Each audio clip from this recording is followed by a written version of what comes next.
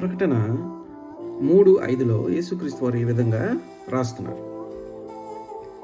జీవగ్రంథంలో అతని పేరు ఎంత మాత్రము తుడిపి పెట్టక నా తండ్రి ఎదుటను నా దూతల ఎదుటను నేను వారిని ఒప్పుకుంటానని యేసుక్రీస్తు వారు ఇక్కడ సెలవిస్తున్నారు. ఇహలోకంలో మనము గవర్నమెంట్ వారు ఇచ్చే ప్రతి ఒక్క బెనిఫిట్ల కోసం మనం ఏం చేస్తామంటే మన పేరును నమోదు చేసుకుంటాం. మరి రక్షింపబడిన క్రైస్తవుడుగా మన యొక్క పేరును జీవగ్రంథంలో మనం నమోదు చేసుకోగలుగుతున్నామా? ఆయన ఇచ్చిన రక్షణను మనం ఆఖరి వరకు, అంటే యేసుక్రీస్తు వారు రెండోసారి వచ్చేంత వరకు పర్యంతరం కూడా మనం వాటిని రక్షణలో మనం కొనసాగలుగుతున్నామా? ఆయన చెప్పిన మాట వినగలుగుతున్నామా?